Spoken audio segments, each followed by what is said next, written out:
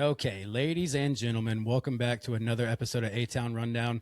Let's talk about these Hawks. They did exactly what you said they needed to do, Jeremy. They won one road game, so now the series is tied 1-1. That means coming into Atlanta tomorrow night, we've got a 1-1 tie, home court advantage. Soldier Boy is going to play the halftime game. I'll tell you, there's a lot of things I Is it Soldier Boy, saw. or are we getting Pastor Troy on this one? I think it's Soldier Boy, but I won't be surprised if Pastor Troy shows up. Okay, yeah, it's one of the two, Um, if not both, like on the home games. But yeah, I think they're going back to back. So it's either Soldier Boy tomorrow or Pastor Troy, but I think they're going back to back. sweet. But it's very exciting. They pulled off because I'll tell you, I was watching the game last night, and I'm not gonna lie, man. For the first two quarters, maybe a little bit into the third quarter, I was looking at it, and I started like. I started rationalizing with myself. I started thinking to myself, like, man, they got there.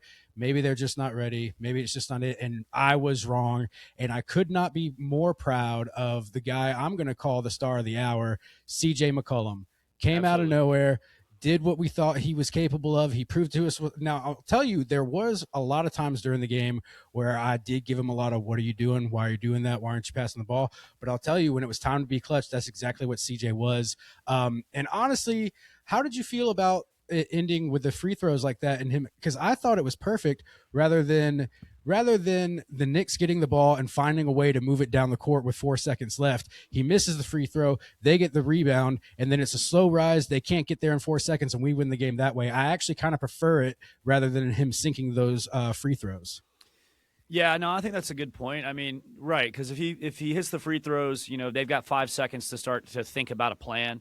Whereas, Exactly. like in these games, man, like I get it, they're all professional basketball players, but like in the moment, like it's kind of hard to make these decisions, like and make the right decision.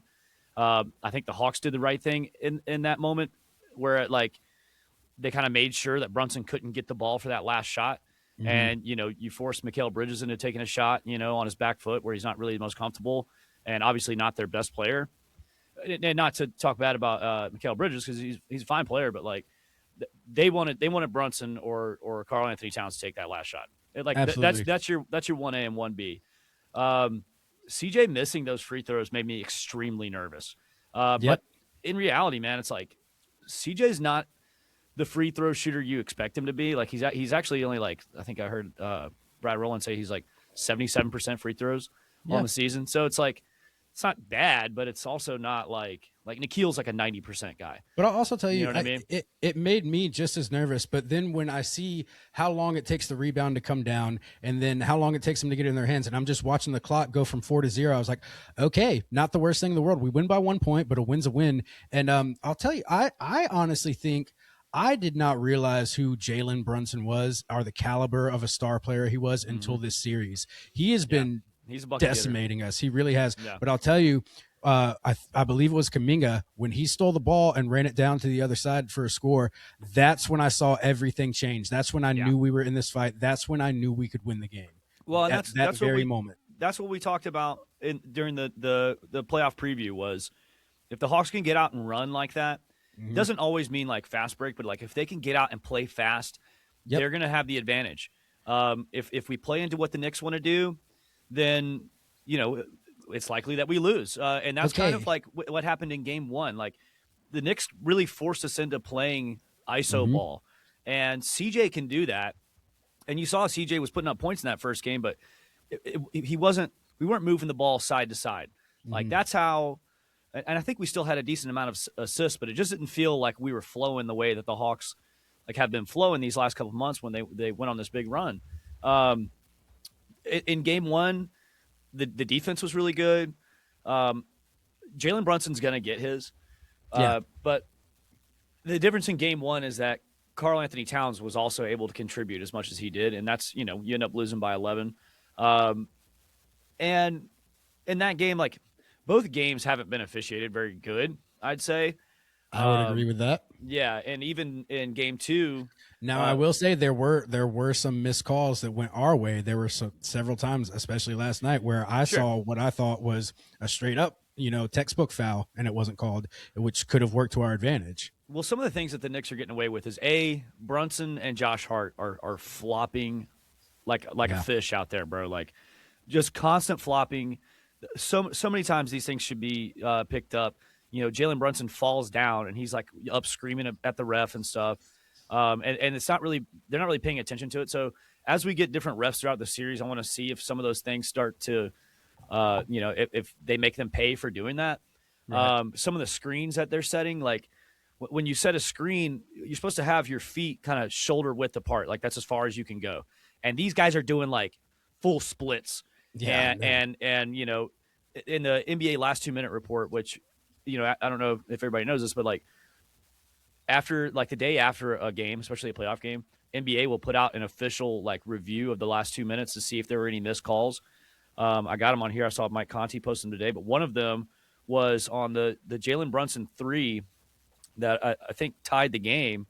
There in that last minute was it was like a chip block, dude. Like straight up illegal that Karl Anthony Towns did on Nikhil that gets Jalen Brunson wide open for a 3, and he drains it. So, and then there was another one. So, yeah, we got that uncalled illegal screen on Brunson's 3-pointer. And then Bridges had an uncalled lane violation on McCollum's missed free throw, which would have been another foul. Yeah. So, like they shouldn't even had that last shot. So all that being said, the Hawks overcame that. And we talked about this last week where it's like, you're not just beating the Knicks, you're beating the refs. And kind of to your point, like when you have bad officiating, like that can help either team. Right. If it evens out, it helps either team.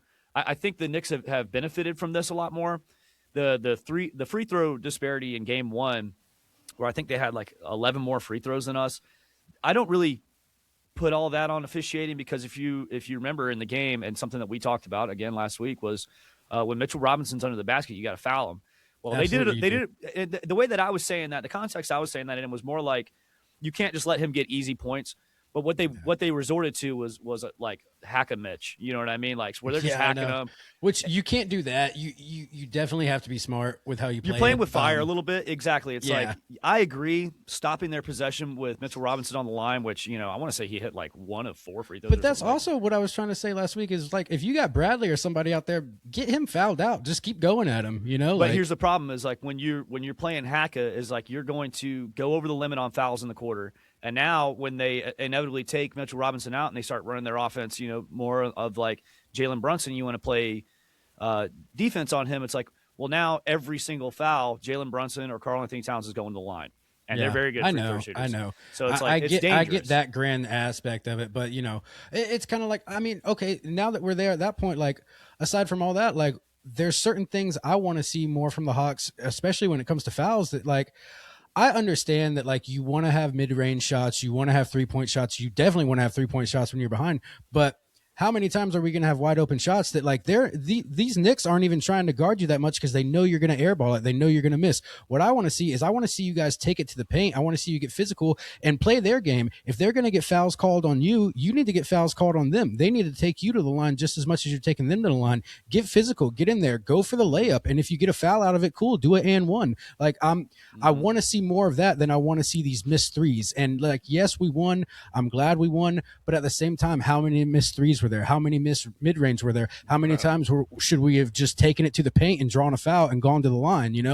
Play them the same way they're playing you, especially if you're going to do it full court, exhaust them, out physical them, or at least try to. That was my biggest grievance with the last 2 games is like, okay, you've missed one 3. Now you've missed 4 threes. Now you keep taking them when we're behind. Take it to the paint, make them charge at you, call a foul right now. Yeah. Yeah. And in game 1, the Hawks were really bad at their 2-pointers. Like if they weren't either right under the basket or shooting a 3, like they weren't scoring. Like they were just missing all the time. Part of that's Jalen Johnson, and a lot of his game is that like that mid-range jumper. Something was in his head for the first 3 quarters last night too. Like something. Yeah, was going and look, on I think it's probably a good thing that like he started to come on there in the fourth quarter last night, and hopefully that carries into coming home. But last night, man, to your point about the threes, and I don't know if you saw this, but like I think we were like 1 for 13 on threes in the second half. Yeah, I know. Hit 1 3, and it was that Nikhil 3 at the end where CJ. Let's stop and talk about CJ for a minute because this guy is worth every single penny that the Hawks are paying him, and he deserves another contract. And without a doubt. he's kind of been in purgatory for a while because you saw him at the Blazers where he didn't do much. Then he got No, he had a lot of playoff. Dude, I think he's played 70 playoff games in his career now. But then, I mean, to that credit, then he goes to the Wizards, and it's like when somebody goes to the Wizards, everybody's kind of, thinking, I mean, of course you got Trae Young and Anthony Davis there now, but the Wizards that we knew and we grew up with were like, oh man, that's the end of your career. That's the end of the road. People tend to forget that like good players can be on bad franchises and still be a good player. And I think that's what we're experiencing from CJ McCollum right now. Like, yes, to your credit, he did do great in Portland, all things considering, but Portland ended up moving him to Washington, and Washington's usually the end of the road for a guy. Him to New Orleans, and I think ultimately landed him. Yeah. But his first 2 years in New Orleans, he took them to the playoffs. Like outside of the Wizards, I think he's had a pretty much almost every season he's been in the league. Like he's gone to the playoffs. So having that on your team, and CJ being 34 years old, and his team being so young, but man, like they had no answer for CJ, and really part of what he did and what the Hawks did, and credit to Quinn Snyder for making these kinds of adjustments for game 2, is like he wasn't just playing ISO ball, he was hunting Jalen Brunson. Yeah. Jalen Brunson became a full-on liability, and and I think it was getting in his head because then you would see Brunson coming on the other side, and it's like he's just going to take the shot. So yeah, Brunson got his points last night. He scored 29, but I think it was on 29 shots. Like that's bad efficiency. Yeah, it is. You take that, because that means Karl-Anthony Towns isn't getting involved like he did in that first game. I think Karl-Anthony Towns had like 2 shots in that fourth quarter. 2 shots. Like they probably win that game had they spread the ball around, but I think CJ was taking it to Brunson like so much and making it a point to do so. He was going after him. And so Brunson's like, all right, I'm gonna get you back. I'm gonna do this. And it's like they wouldn't do it. And the Hawks did it in the first game. The Knicks did a great job of whenever Dyson, the plan is to have Dyson or Nickeil on Brunson at all times, but they were switching them off until they got to CJ. And then, like, okay, he can score on CJ. And not that CJ's an awful defender. We talk about this all the time, but like he is the worst defender out of like our main guys in our rotation, right? Yeah. So that's the matchup they're looking for.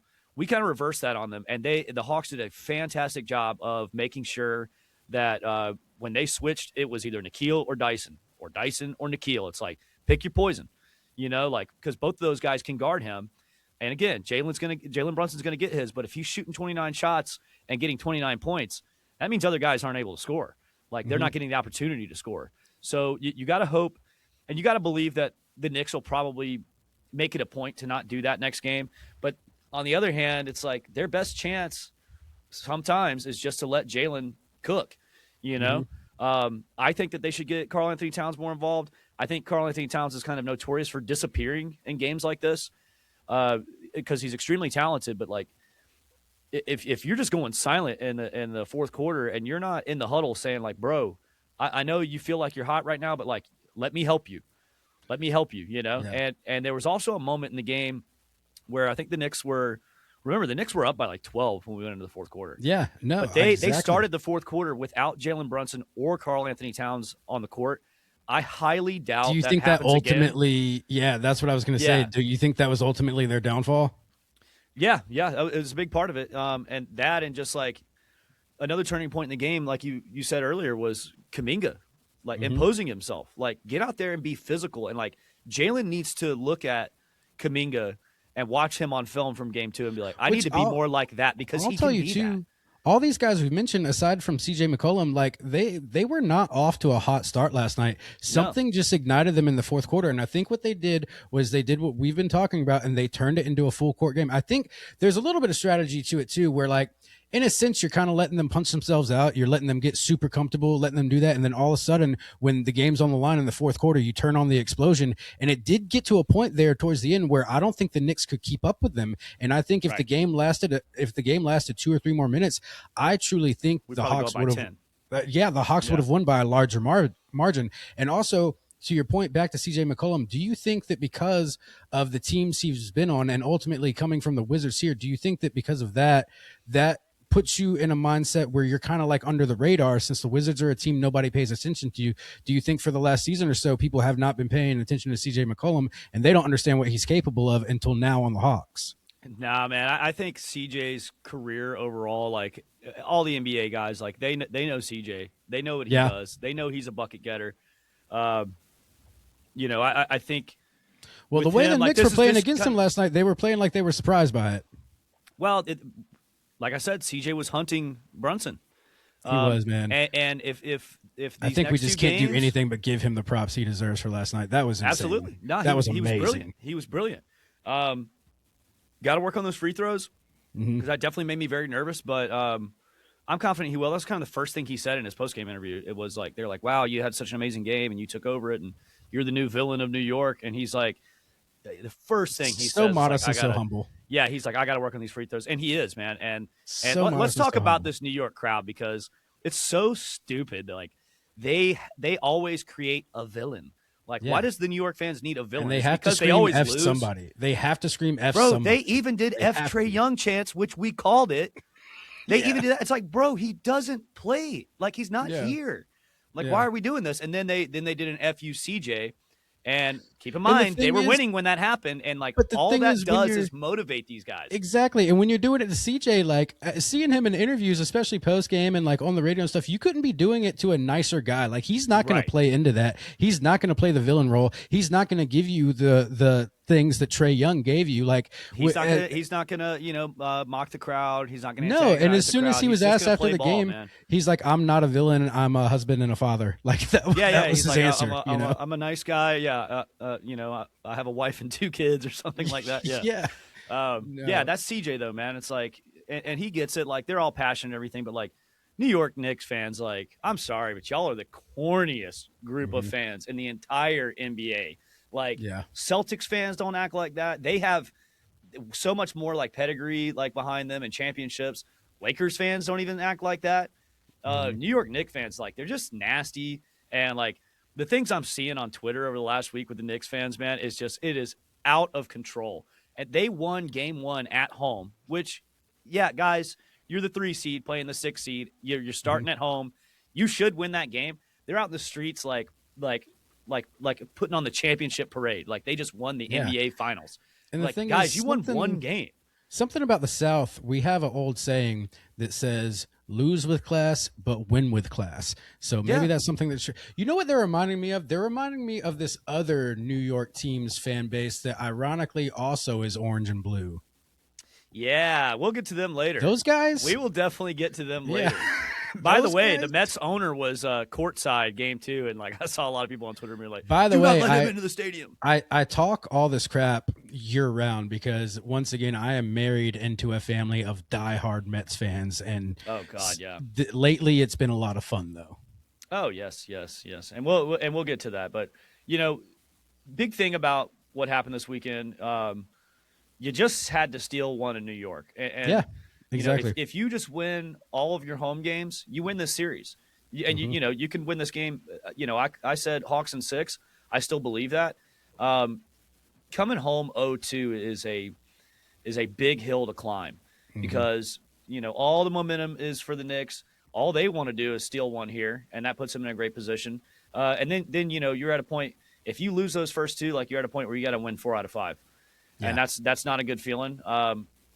Also, the Hawks have. I think Mike Conti said this on the radio the other day. Like the Hawks have never overcome an 0-2 deficit in a playoff series ever. So that's a big deal that they came home with that. Was it the most dominant fashion? No, but that doesn't matter. That really doesn't matter. I'm okay with them winning by the 1 point. We both agree that like they probably should have won by more. Mhm. But this I is don't what you agree do that to they these teams, should have, man. but I agree that they very well could have. Yeah, and look, here's the other thing. Both of these first 2 games, 2 of probably your best 2 players, Jalen Johnson and Nickeil Alexander-Walker, like they've been pretty bad. Yeah. They have not played like themselves. If they continue to play like this, we lose the series. And But to your if they credit, play like the way that we know that they can play, the way they played this second half of the season, Yeah. then we've got a great chance to win this. and in also 6. to your point that you made earlier, how many 3-point shots did they miss in the second half of the game?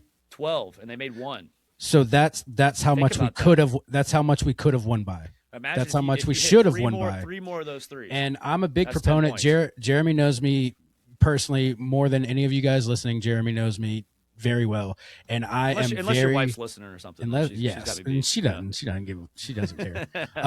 But I have always been very, very, very adamant about not taking unnecessary shots and not taking the flashy 3-pointers. And I've been that way since Trae Young. I've been that way since Jeremy's known me. I've always been that way. And I'm not saying that these players don't have the capability to do it, but I'm saying if it's not hitting, stop trying to force it, you know, because only making 1 out of 13, like that's awful.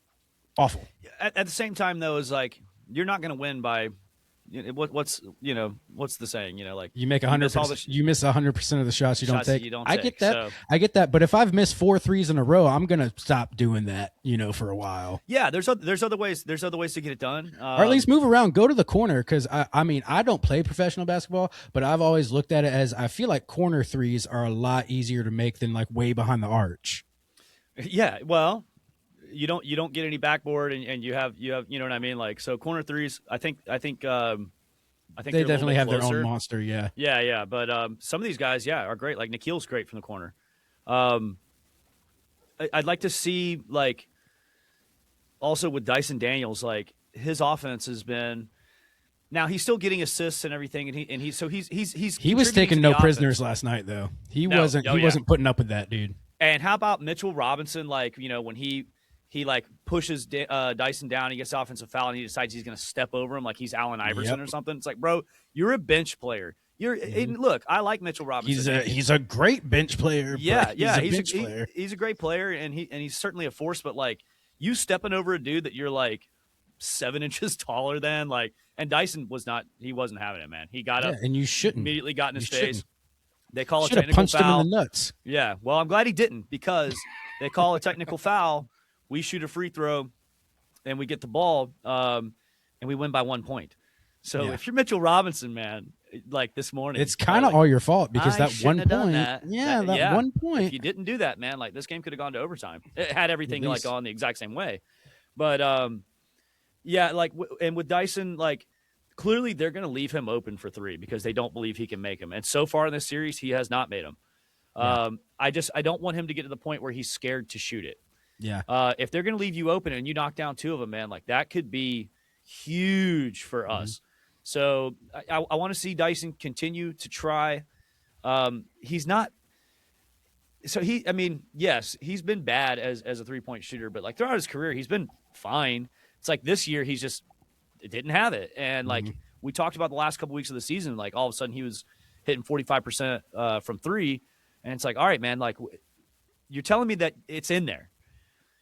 So like, stay confident, keep shooting. If they're going to leave you open, now look, if you, like, to your point, if you've missed 4 of them in a row, find out something, like figure out something else. Yeah. Stop doing it. But I don't want to see it where it's like, oh, Dyson's wide open and he clearly is just like looking to escape that opportunity. I don't want to see them scared to take threes, but like, I just want to stop seeing like when the key is wide open, when there's nobody in the key and you're behind the arch, get up in there, dude. Get up in there. Hit him with a teardrop giant killer, or get in there and have somebody run a screen, get yourself wide open, like just create some space and create something instead of just being like, oh, everybody's on the perimeter. Well, I'm just going to shoot over this guy. No, dude, you have the key, you have the paint right there with nobody in it. Run, go.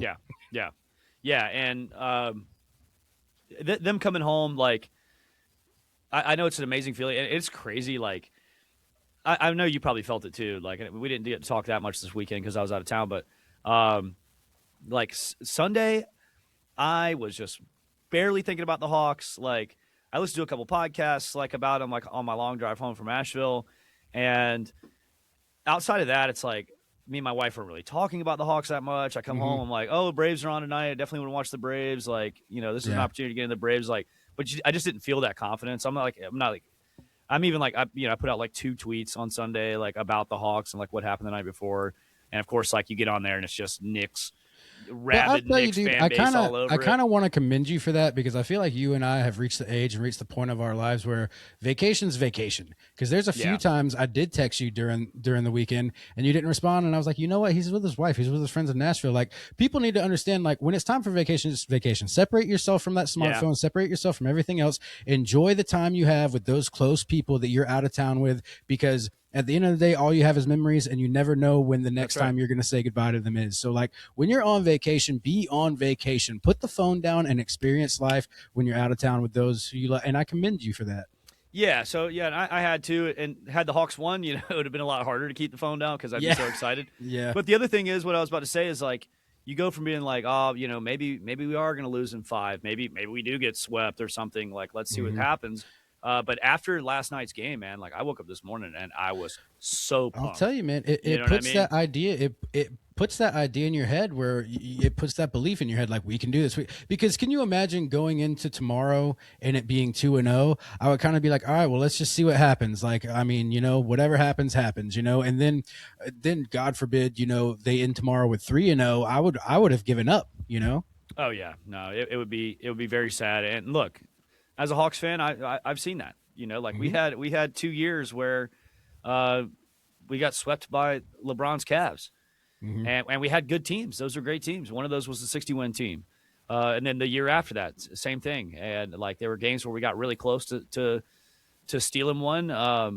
But you know, they dominated us. I don't feel like this Knicks team is going to dominate us. Like we have a good chance. Um, the momentum has changed. Mhm. The players feel that. The fans feel that. Even the fans, if we came home 0-2, the fans would have it in their heads. But you know what the fans have in their heads right now? We They're can like, do this. let's get Yeah. these at home. Let's get these at home, and then like there would be so much pressure on the Knicks at that point. And you know to what do else something. Atlanta is for professional athletes? It is a city full of distractions and extracurricular activities that That's could right. And the Knicks got severely, here tonight. I guarantee it. yes, Yeah. could severely impede the Knicks' playing ability the next couple of days. Just saying. Yeah. No, it absolutely could. And back to what I was saying a couple weeks ago, like, hey, Pastor Troy, Gucci, Jeezy. Soldier. Well, honestly, I don't think anybody wants to party with Soldier Boy. No shade, just saying. Yeah, but everybody wants to party with Jeezy, bro. You know what I Everybody mean? wants to party with Yeah. Ludacris. Everybody. Yeah, yeah. So, yo, take them out, man. Be like, yo, Gucci's straight edge now, though. Gucci don't party no more. Gucci's yeah, sober. but he still likes strip clubs, brother. Yeah, He's got true. to. That's That's straight true. edge, baby. Yeah, That is. yeah. But yeah, no, I'm feeling really good about where the Hawks are right now, and I think it's very encouraging that Jalen started to turn it on at the end of the game. If they're able to, if we're able to get those games out of Jalen and Nikhil, I don't see them playing like this like for the rest of the series because what's been happening isn't necessarily like the Knicks are playing this amazing defense on them. It's like they just they don't have it, Yeah. and you know, like I said, look at Kuminga, play like that. You have to Yeah. impose yourself physically because that was probably the turning point in the game. Even Kaminga, you know? and I keep saying it throughout He this had entire a hell podcast. of a game last night. Yeah, He did have a hell of a game, but he also wasn't off to the greatest start, and that's what I want to commend about this team is that they have this dog in them. They have this never give up, never surrender mentality that I absolutely love because they could have by all means been like, man, there's what 4 minutes left. We're down by 12. We're in New York. We're at the Garden. We're playing the Knicks. Like they've been eating us alive. Like they very well could have just went through the motions and ended the game. But no, they pulled out all the stops and they did whatever it took to get the win. After, to be completely honest, after a mediocre 3 quarters, they came to life in the fourth quarter, and it was astounding. It was incredible. yeah. No, it was, man, and you got to hope that Mike Brown, their coach, is going to continue to make mistakes like keeping Karl Anthony Towns and Brunson on the bench, and you know just having bench guys out there. I doubt that happens. Like, there's no way he's not regretting that today. If he is, then that's full on incompetency, and let's roll with it. But Quinn Snyder is kind of known for the adjustments that he makes game to game throughout these series. So I expect to see a little bit like the Hawks aren't going to come out and do exactly what they did that won the game last night. They're going to kind of build on that, and you know what things can we do to continue to keep Karl Anthony Towns out of the conversation, like because if he's getting the ball in that fourth quarter and he's hitting threes, and because the Hawks, we're not as big as them, so someone like Karl Anthony Towns, like you got Onyeka out there, like probably the only guy that you can put on him, you know, and maybe Jalen, but Jalen's certainly taken a step back on defense this whole year, and Yeah. I think that's pretty common for a player when But at they the same take time, over that number one scoring role. Like usually their defense kind of yeah, and rolls back a little I bit. think Jalen is tall enough. I don't think he's big enough to go toe to toe with Towns. You know Probably what I'm not. saying? Probably not. But like, you got to impose yourself, man. Like, be Mhm. big, be physical. That's what they're doing to you. You got to do it I will back. tell you though, it's kind of hard to impose yourself in the Garden with these refs the last two games. It is like we got like the fourth quarter was astounding to me. I'm surprised it was just clean basketball at the end. Like I'm in all honesty, it was so wishy washy with the refs that like even though it was a clear steal, I'm surprised they didn't call it a reach when Kaminga took the ball. You know? Yeah, or even that last steal, Nikhil kind of did his kind of signature slap down Yeah. off of Brunson, and that's when Jalen got that fast break dunk. Yeah. The other thing I like seeing is two hands on the dunk, man. Come on, we ain't got to be flashy. Let's just make sure it goes. I've hole. also seen Yeah. it bounce against the rim so many times. Oh, yeah. I do not want to see that. And happen speaking right of, now. like, I don't know if you saw this, but like before, I guess on Monday or on Sunday maybe, yeah, right after the game one, Onyeka popped up on the injury report, and he was questionable with knee inflammation. So he's battling with a knee injury. We need Onyeka. If he misses a game, and he's got to fly home with that altitude, in the air with a knee. Yeah, Oof. which that's probably not good. But and look, it's going to be really.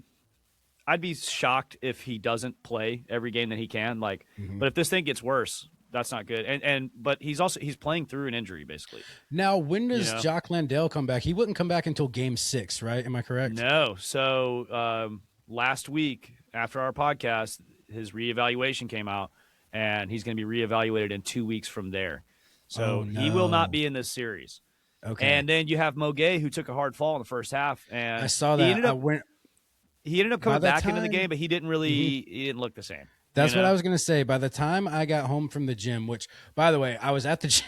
Oh, man, it was mildly embarrassing. I'm at the gym, and my gym closes at 9. So I'm getting my cardio in after my chest exercises, and I'm just on the exercise bike, and I'm watching the game on my phone, and I'm just getting frustrated at it. And the girl who cleans up the gym, it's getting close to 9 o'clock. She's vacuuming and stuff, and she's about 3 bikes away from me. And then all of a sudden, I stop really hard on the bike. I hit the handlebar, and I jump up, and I go to wipe down. And she's like, "Oh no, I'm sorry. I wasn't trying to rush you out or anything like that." And I had to tell her no, it's not you. You're good. I'm watching the Hawks game. That's why I'm at. I swear. And honestly, I don't think she believes me. I think she just thinks I'm a dick and I was being rude, but I wasn't. Right, I was frustrated at the game. That's funny. Yeah, man. Yeah, nothing like freaking out about sports around someone who doesn't. Yeah, watch or just sports. in They just public don't when get the it. They think game's you're not crazy. on. I'm not in Yeah. a sports bar. I'm not at the game. I'm just watching it on my phone in the gym. Yeah. Yeah. And I don't know if I've said this on the podcast before, and I'm sure you agree with me. I hate motherfuckers that are like, "Yay, go sports ball." Shut no, up. I can't stand that. I can't Yeah. stand that.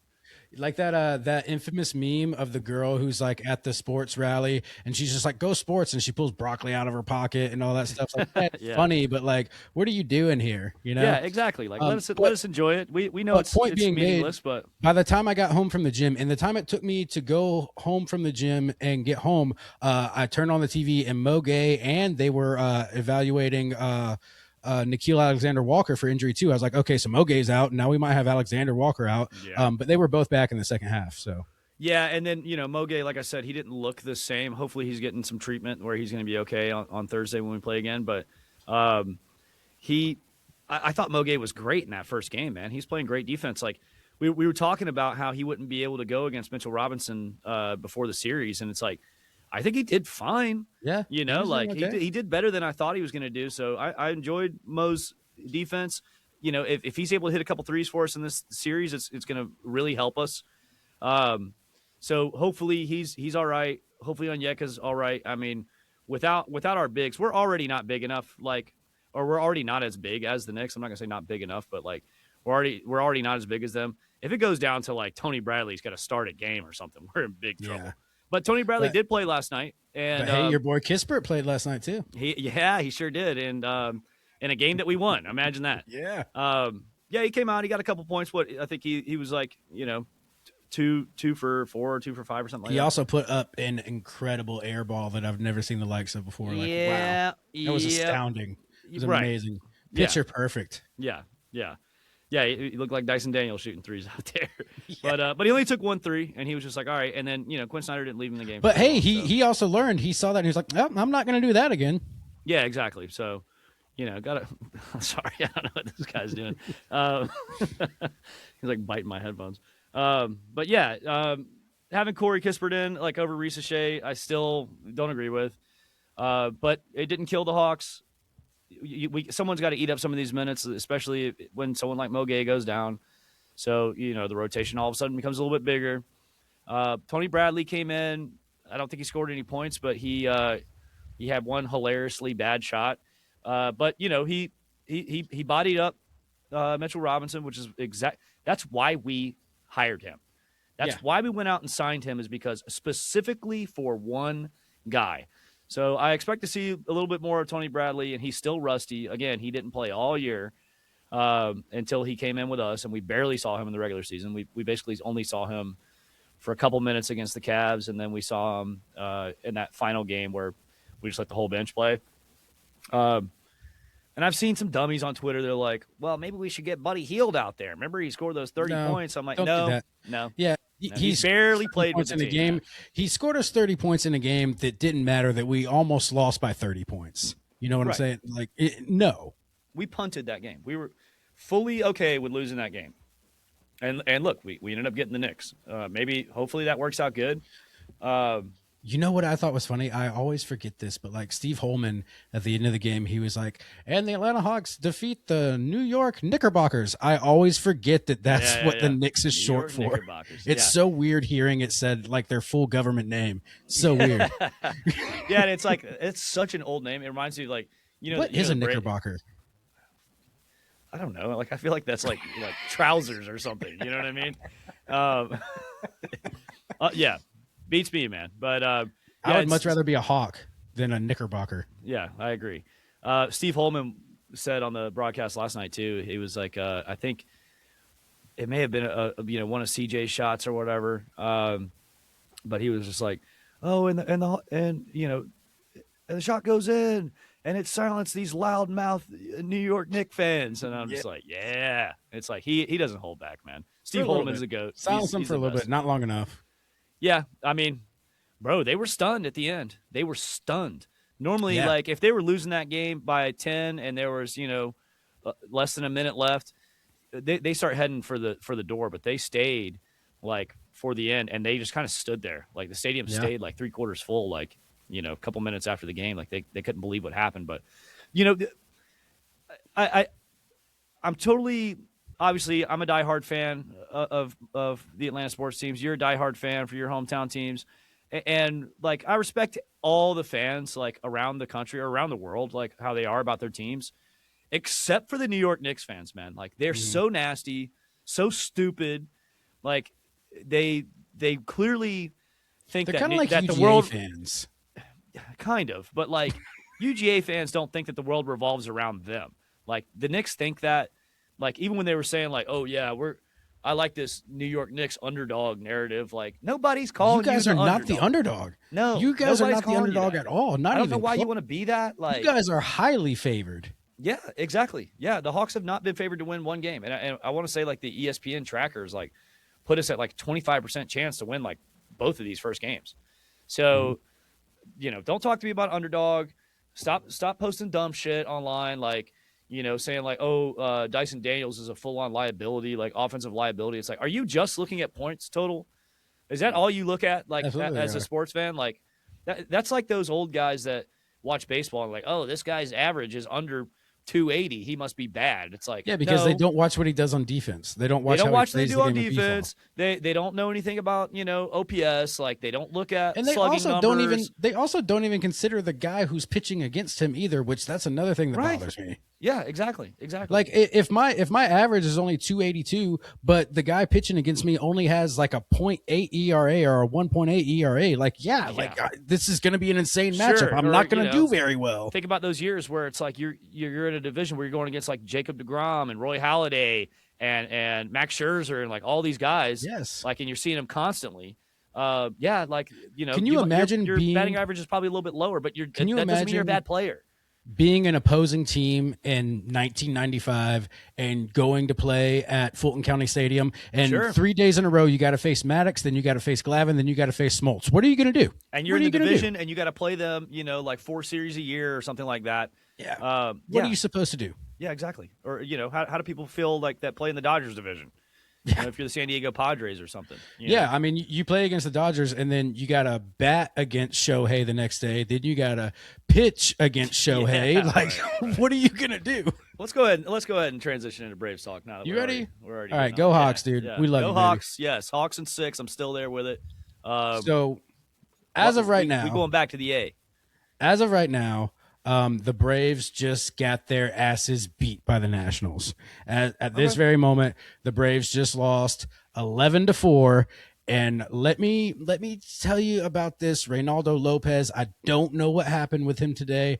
Reynaldo Lopez only pitched the first inning, and in the first inning, he allowed 5 hits, 4 earned runs, and walked 3 batters with only 1 strikeout. I don't know what's going on with this guy, but then they brought in Suarez, who walked 4 people. Then they brought in Dylan Dodd. Suarez had to do like 3 innings, which is not like him. Suarez did 3 innings and he's walked your 4 back-end people. guy.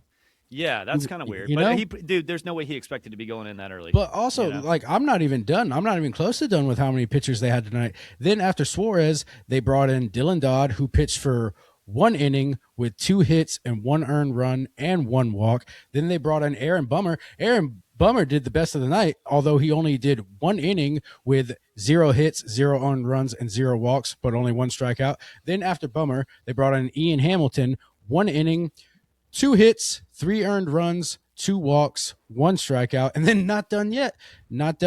Then to close out the game, Joel Payamps, however you say his last name, haven't heard of him yet, but 1 hit, 3 earned runs, 2 walks. So yeah, the Braves were not hitting tonight, but all things considering, the Braves do still lead the National League East, and they lead by, it looks like, 4 games right now, 4 or 5 games against the Marlins right now. And the Marlins are nothing to bat an eye at. The Marlins are actually good. They're going to be another one of those teams that come to life at the end of the season. So I'll say, like, I don't really know what happened with the whole situation, especially the first inning tonight. There's truly no excuse for something like that, especially when you've been firing on cylinders the way they have.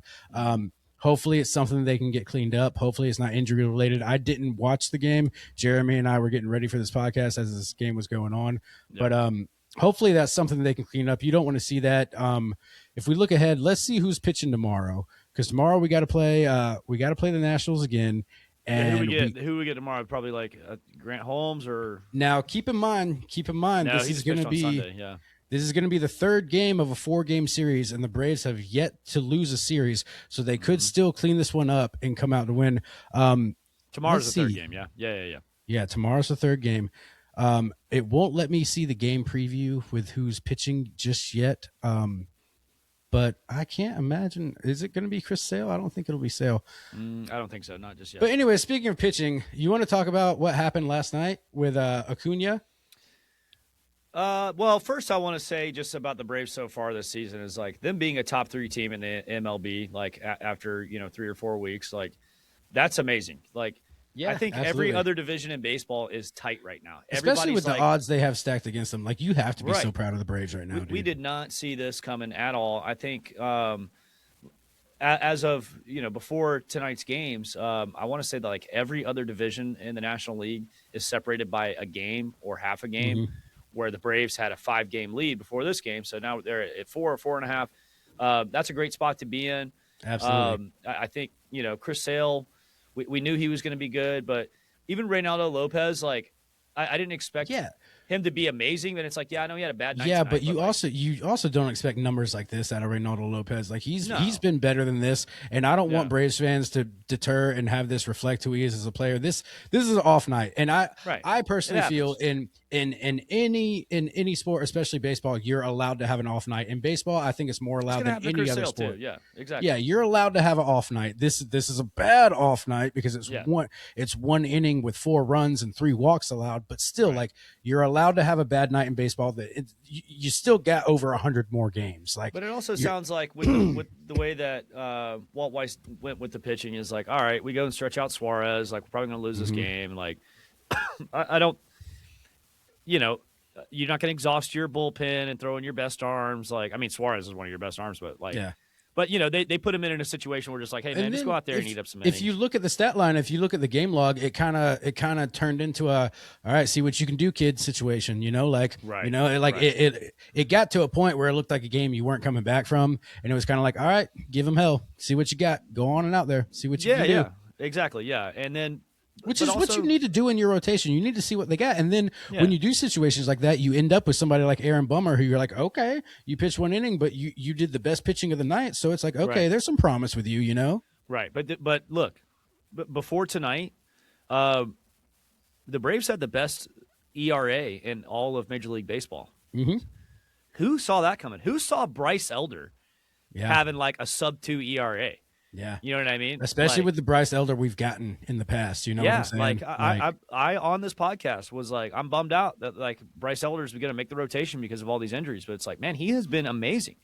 When you're getting performances like that from like Bryce Elder or like Grant Holmes, who was great on Sunday against the Phillies, which they're a whole nother mess of a story. Like the Phillies. Speaking of Grant Holmes, Grant Holmes has continued to impress me because I mean he's still young, he's still got a lot of promise, and like what he's showing so far, I think he's a guy who's becoming somebody you can rely on in this rotation, and I couldn't be any more happier than him. Like those three guys that you just mentioned, like you know Chris Sale, Bryce Elder, and Grant Holmes, and then just wait because now we got Strider rehabbing in Gwinnett along with Sean Murphy. Like did you good see things what he are did on the today? Horizon. Tell me about his it. First AAA, 4 innings, 8 strikeouts. Yeah, look at him go. 1 hit. Yeah, so look at him. Okay, now it's AAA, and on top of that, and he's probably got like 3 more. I think what they wanted to do is stretch him out for 4 I think he's games. going to have 3 or 4 starts is what he's going to have. So which we should try to go to one, which means he's going to be there till like mid-May. Yeah, and then but I think where it lands on the schedule when he might come back is could be against the Rockies in Denver, which is kind of like, do you want to have your first start there? But it's either you do it there or the next week. It would be at Dodger Stadium. Welcome back to the big league, Spencer Strider. Like, so which one do you want? You know, the Rockies aren't good, but no, the Rockies aren't good. They actually won a series against the Dodgers, which is crazy. The Rockies aren't good, but do you actually want?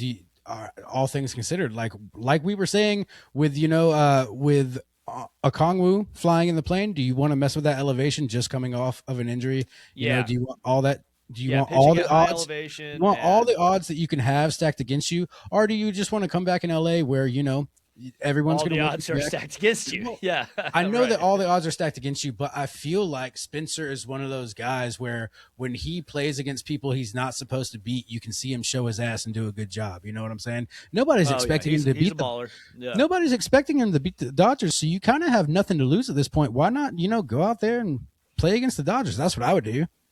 Yeah, that may be what we end up seeing. Like, so basically, but the longer instead it of takes, doing that Colorado start, it would be another AAA start. But also to your point, the longer it takes for him to come back is the longer we got to keep overusing the guys in our rotation that we have right now. You know, so honestly, we can't really expect like the team ERA to be so low, and like this bullpen's been a nice anchor for this team as well. So like when you talk about the team ERA, it's like we're not just talking about starters; we're talking about everybody in the bullpen too. Yeah, exactly. Yeah, and like like Iglesias has been great. Suarez has been great. Like having those two like back to back in the 8th and 9th innings, like good luck. If you're seeing them at the end of the game, like good luck. Tonight, you're right. To your point, Suarez did do well, and him and Aaron Bummer were the best out there. Yeah. The only reason I say Aaron Bummer did better, Aaron Bummer only pitched 1 inning. Suarez pitched 3, but in those 3 innings, he did walk 4 people. However, he did not let up a hit or a run, but he did walk 4.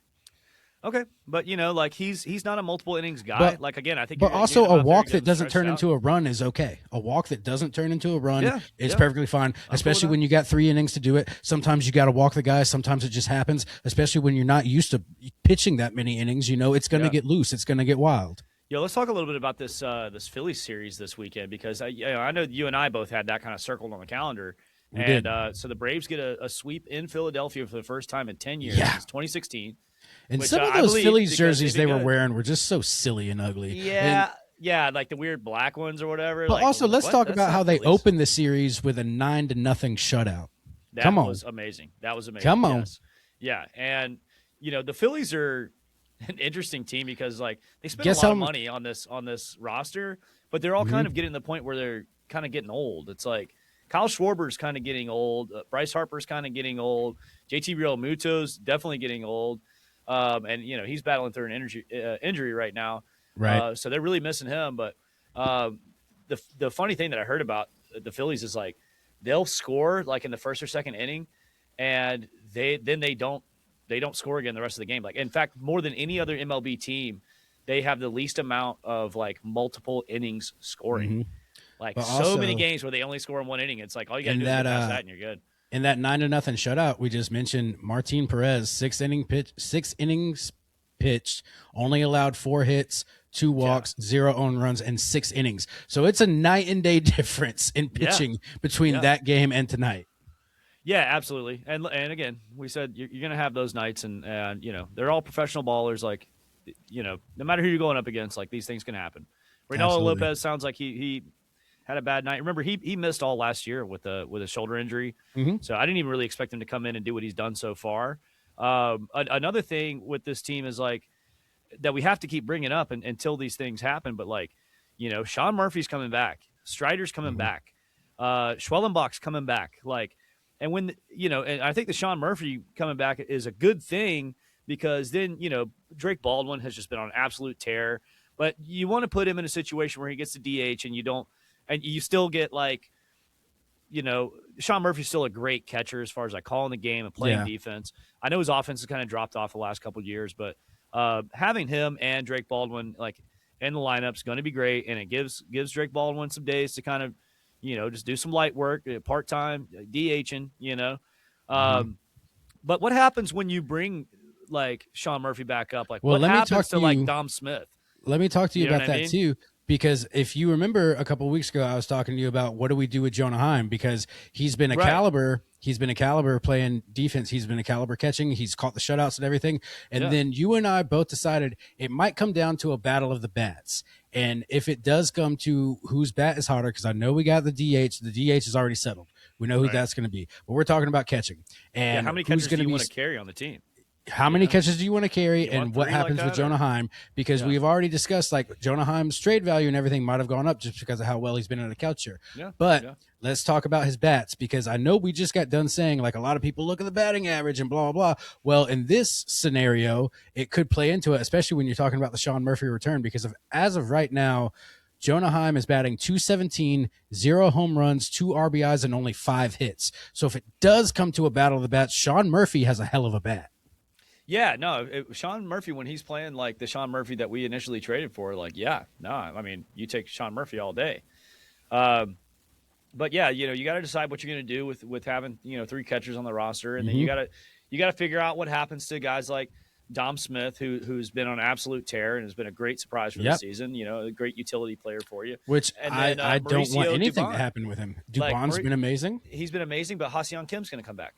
Yeah. You paid him, so You paid him. You better use him. Yeah, You better use exactly. But I feel like Dubon is like such a utility knife, like around, because Yes. he's played. He can play shortstop. He And can that's play what I'm third base. He saying. can Like play outfield. you've been watching baseball just as long as I have. You never know. There's some of these times where it's like all of a sudden Dubon's playing right field. Oh shit, Dubon's a shortstop today. Yeah. You see all these things happen. You remember who's the guy? Charlie, whatever, who looked like Dansby, but was the outfielder. yes. You know what I'm Man, saying? What was Charlie's They name? had Yeah, they he's a had him great all player. over the field. Yeah, They had him all over the field. He you know, even did a also little bit like, of pitching when games were out of hand. you know? exactly, and you also I think remember he did like catcher one game just 'cause, when like, we were really needed kids, an emergency when we catcher. were kids, Chipper Jones would just go back and forth between shortstop and third, back and forth. Yeah, you know, yeah. like if you can use a utility pitcher, a utility player to your advantage, absolutely, by all means, do so. Because as from a player's point of view, all you're doing is increasing their value too. So it's not like you necessarily have to, You never know who's going to get injured in the future, so like having that utility exactly knife's a big deal. and that's another thing. The game lasts over 180 games in the season, so it's like, yeah, there's going to be times we where got these guys are tired. 162. We hope that we get a lot more. Yeah. Yeah. And there's going to be times where these guys are tired. We will. You know, they're going to need a utility guy to step in, and that's why you keep these guys. And from what I'm seeing right now, it looks like the guys that could be transitioning into utility players are players to be very stoked to have on your team. Yeah, it's a good problem to have. And, you know, when I think about utility players for Braves, I think of two guys, man. And I'm sure you remember these guys because they were killer utility players for us. Martin Prado. Martin Prado, absolutely. He was amazing. And then Omar Infante. Oh, yeah. Both of those guys Absolutely. were great utility knife Absolutely. players, man. So it's like you got someone like Dom Smith who's got great bat right now. You know, I don't know how long that's going to last, but he's playing out of his mind right now. There's a reason back in the day, if you look at our old trading cards when we were kids, when you would have an outfielder, it wouldn't say right field, left field, center. It would just say OF on it because they played the outfield and they played the position they were told to for that game. You know, right. Yeah. Now you're a little more like, okay, Ronnie's your right fielder because like it puts him in a position to use his arm to get guys out, and then you know you've got which you know I'm sure you can play center field too. Like he had that game saving catch at the end of the Phillies game. Kyle Schwarber hits one that looks like it's going to go right into the corner, and you know Ronnie just turns on the jets and just silences that crowd. They all go home sad. Braves sweep. But I was gonna make another point. You said a lot of people talk all this shit about their ERA, their batting average and everything else, and they don't look at how well they're doing on defense. Right now, Ronald Acuna has an average of 244, 1 home run, 5 RBIs, and only 21 hits. But do you think he's somebody you don't want on his team? And if you're somebody that just looks as shallow as batting averages, you would look at him and be like, oh, this guy's awful. No, this is Ronald Acuna, who's one of the best defensive players we have, to Jeremy's point that he just made right there. Yeah, no, without a doubt. Like without that kind of play, you know, maybe you lose that game. Maybe the Phillies go and tie that game. Another thing to say about this Braves team is like not only do we have guys coming back, but you know Ronald Acuna is gonna be back to Ronald Acuna type thing. Eventually. You know what I mean? There, you know? Austin Riley, you know, I know he's kind of started to heat up a little bit like over the last week, but I'm expecting him to kind of move into the role that we know, or the level of play that we know from him. You know, Austin Riley's got 3 home runs though, and he's batting 239. Yeah, exactly. He's starting to get it together. Like he had a good weekend. Ozzie Albies got 4, and he's batting 281. Ozzy's been real nice so far. Ozzie's got 11 RBIs. Ozzie's got 25 hits. And then Drake Baldwin, man, like I wish, you know, especially with you Sean want to Murphy talk about back, Drake Baldwin? Like Drake Baldwin, Baldwin, you want to make sure that he's getting as many at bats as possible. Absolutely, like, Drake Baldwin is the first right person I've mentioned on the Braves that's batting over 300. He's batting 313 with 5 home runs, 21 RBIs, and 30 hits. He's insane, bro. He's insane. He is playing out of his mind right now. Matt Olson has got off to a great start. So imagine what happens if we get a month of all these guys clicking. You know, then you're talking about sweeping everybody. Absolutely. You know. And then when you get that pitching back, when you get Schwellenbach back, when you get Strider back, like things are the fact that things are going so well for the Braves right now, and like there's no way we've touched our ceiling. And I also want to say I do want to reiterate how it must have just been a bad day for Lopez, because if you look at the numbers, because a lot of y'all just like numbers, he's got a 2.18 ERA with 19 strikeouts until right now. You take that in your rotation every day. You go ahead and take that, because this was just a bad game for What's Lopez. Chris Sale's That's all you can say about that. Let me look at a Chris Sale game. I'll bring it up in just a second. Yeah, I mean, like, it can't be much different than that. 2.1. No, like it's probably got to be better than that, to be completely honest. Sub 3 ERA for any of your starters. Like that's exactly what you want. Let's see. Chris Sale. Chris Sale's got a 2.7 ERA with 29 strikeouts. There you go. Yeah. If we want to go deeper, I'll take that. We're going to go deeper. Let's talk about where was he? Grant Holmes was just here. Yeah. Let me pull him back up. Is he sub 3 or is he around 3? I know he's sub 4. Well, Grant Holmes is 3.4 with 21 strikeouts. Oh, okay. I like it. Yes. Yes. And then Bryce Elder, what is he? Because he's got the best ERA out of anybody on this team right now. Oh, shit. I didn't mean to click that. Uh-oh. Chris Sale. I know. I accidentally clicked the video. Nice. Oh, what kind of video was that? I don't know. Chris Sale. Oh, my God. Chris Sale has a 1.5 ERA. Or you mean Bryce Elder? Or Bryce Elder. Who 1.5 ERA with 29 strikeouts. Bro. 29 strikeouts. Yeah. And good on Bryce Elder, man, because, we weren't the only guys talking shit about him, like, coming into the season. Everybody was. He heard it. I know he heard it, but maybe not from you and me, but he heard it. Yeah. He heard the noise. Well, honestly, like, good for him. I think in baseball, of all other sports, baseball is where you need to hear the noise about you, because baseball, it really is. It's the oldest cliche in the book, but it is a game of chess, not checkers. You need to have a strong mind. You need to have a lot of mental awareness and a lot of mental preparation more than anything, especially if you're taking the mound in a baseball game. Yeah. You have to be one of the most mentally aware and mentally strong people out there if you're going to be the pitcher. Yeah, it's a head game, man. And I'm glad he's silencing the haters. He's silencing Which me. Greg Maddux was the greatest in the world at that. Greg Maddux is the greatest psychological pitcher. Neither of us are saying Bryce Elder is Greg Maddux, but like no, I'm not. But I'm so saying much ass, man. when I think of that, like, as far as the psychology of pitching in baseball, Greg Maddux is the greatest to ever do it. The greatest to ever do it when it comes to psychological baseball. Absolutely. But speaking of Bryce Elder, let's talk about what happened last night, because for those of you who didn't see, Ronald Acuna got hit twice. We're back to this again. Once again. He got hit twice by this pitcher named Jake Irvin. Now, in response to that, CJ Abrams from the Nationals came up to bat, and Bryce Elder hit him with one of his own, and it bounced right off of his booty. Right off his ass, yeah. He hit him right in the butt. Yeah. But now, but it's intentional, and he's not trying to injure him. But it was intentional, and kudos to the umpires, because they didn't throw anybody out. They knew what was going on. They let it fly. They gave both benches a warning, and they let the game go on. It was great of them. But now I want to dig into Jake Irvin a little bit, because at first I thought, like, man, he's going after Acuna, and maybe a little bit of it was. But when you look at this guy as a pitcher, he's not that good.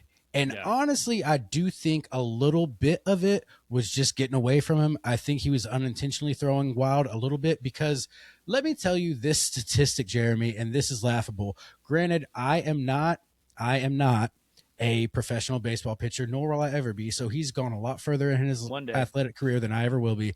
But since 2023, guess how many home runs Jake Irvin has given up? 40.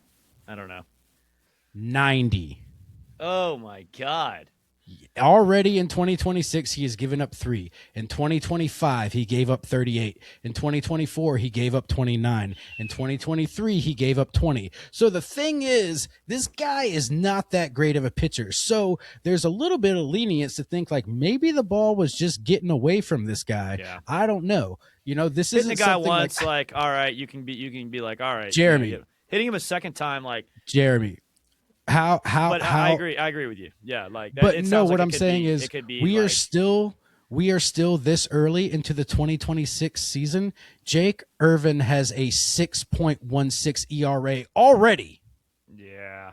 Already. Yeah, that's not great. But yeah, you're probably right. It probably was just getting away from him. But at the same time, when it happens to the same player 2 times, one thing if it was just like going wild and it hit 2 different players or whatever, but the same player both times, that's where your pitcher has got to take action, and he's got to hit. And also, but my thing is too, if you're this lousy of a pitcher to begin with, you can't get mad when people hit off of you. Like, that's not how you're going to play the game of baseball. No. Yeah, it's like, bro. And also, how does he have a contract, bro? Like, what is going on here? Well, yeah, I'm sure there's guys in AAA ready to take a spot, man. To be honest, but who knows? I'm not familiar with the national situation as far as like what their rotation looks like, or injuries, or what their farm system looks like. So. Yeah, I don't really care enough about the Nationals to dig into it, because this is not W-Town Rundown. This is A-Town Rundown. That's right. Speaking of A-Town Rundown, DC's not even in a state, bro. Exactly. It's a conjunction. It's a conjunction of what, like 3 states merged together. Yeah. It's like some incest going on right there, and then boom. Yeah. DC. People are like, I'm from DC. I'm like, where are you really from? They're like, Maryland. Yeah, Virginia. I'm from Maryland. Yeah, like, are you from, all right, you ain't from like DC. which side of DC are you from? Because, dude, when I was driving to New Jersey for my wife's grandmother's funeral, it even shows up on a map. Like, all of a sudden, you're in Maryland, and then boom, it just says Washington, and like that's what the GPS says. Like, it's Big Mac, and I'm like, I'm not in Washington. Washington is way the fuck over there. But I don't know. I don't get it. I don't understand it. I don't whatever, dude. I didn't know we had territories in America, but still, exactly. Yeah. But speaking of A-Town Rundown, we do have one more thing to go over. The NFL draft is looming, and we talked last week about Zachariah Branch, and wouldn't you know, as tale as old as time, a UGA player done got himself arrested this past weekend. That's right. Now, I will say I looked into it. This is probably the one and only time I will ever defend a UGA player, especially when it comes to a UGA player being arrested. For those of you who don't know, G-Day and Twilight were going on in Athens this weekend. G-Day is obviously the spring game for UGA, but Twilight is a bike race that happens in downtown Athens. And Zachariah Branch happened to be there. And according to a police officer, he was impeding people walking on the sidewalk. Like, instead of walking with everybody else, he was just standing there. So I guess he was blocking people from being able to walk on the sidewalk. And an officer approached him and told him, hey, you need to move. And according to the police report, he smirked at him and then didn't move. And that was enough to get an obstruction charge and land his ass in jail. And all of this to have a $39 bond. Like, was it really worth all your time to do all this? Now, I want to say this. Gotta hit that quota. There's two sides of every story, and there's two types of people. Like, I'm not going to say, like, I understand. I'm not ignorant to the fact there's good cops and bad cops. There's people who do their jobs. There's people who abuse their jobs. This is not a political show. I'm not going to get on that soapbox. But what I will say is this sounds like a case of a cop having a very bad day and taking it out on somebody, and this does not seem like just cause to arrest anybody. Yeah, dude, I totally agree. It sounds like, Athens police. What county is Athens? Athens, Clark County. Clark County, being Clark County, bro. Like, the dude probably didn't even know that he played for UGA. But like, and he wasn't doing anything either. He was just standing there. Yeah, exactly. Smirking. $39. Yeah, to get himself out of it cost can you imagine the county more to arrest the guy than can what you they got out of imagine it? Getting arrested and having enough money in your pocket to get yourself out? Just like, okay, bro, here you go. Yeah, exactly. Yeah, like, oh, $39. You guys take debit. So I haven't seen the body cam footage, so I really don't know how. But from what I understand, there was no altercation. He wasn't being unruly. He wasn't causing a scene. From also what I heard, the police were trying to say that he was standing in front of a business and he was blocking people from getting into the business. According to reports, the business was closed, so it's not like anybody was going in anyways. So yeah, like but I'm just saying, this is all hearsay. I can't pick sides. I'm not going to pick sides. All I'm going to say is this sounds like somebody was having a bad day and somebody was at the wrong place at the wrong time and got the wrong end of the stick. Yeah, I mean, look, if he got out with $39, it probably wasn't that bad. Like, what? It's just you're wasting people's time. You're being an asshole. Like, yeah, move on. Aren't there things that are? I mean, dude, this is Clark County. There's real crime that goes on there. There's real crime that happens in Clark County. You're worried about a kid standing on a sidewalk, right? Yeah. Ego but with that being said, I will say I don't think this is really going to negatively affect his draft stock, and I would like to see him in a Falcons uniform. Yeah, future Falcons, Zachariah Branch. I would love to see that. Yeah, and the draft coming up. You know what? Just to quickly go over it, like, I want to see, add to the trenches, whether that's O-line, D-line, look at linebackers, look at another corner, maybe if you can find one. Let's see what Ian Cunningham has. We got 5 picks out of 7 rounds, and then maybe add a little bit of wide receiver. Oh, depth. Dude, I haven't done any recent research. What's going on with Jesse Bates? He's still with the team? Yeah, he's with the team. Yeah. Okay. Yeah. I didn't know. It was last year or not. Yeah. But, obviously, sorry guys. Like, I know that we were the football guys a couple months ago, but it's like we've had a lot going on. Embrace. And we're about to take on the Dream. We're about to be your spot for the Dream. That's right. So that's right. We got Brittany Griner and Angel Reese that are about to hold it down, along with Jordan Canada. She just showed up and she's at training camp and everything, and saw a little bit of her interviews.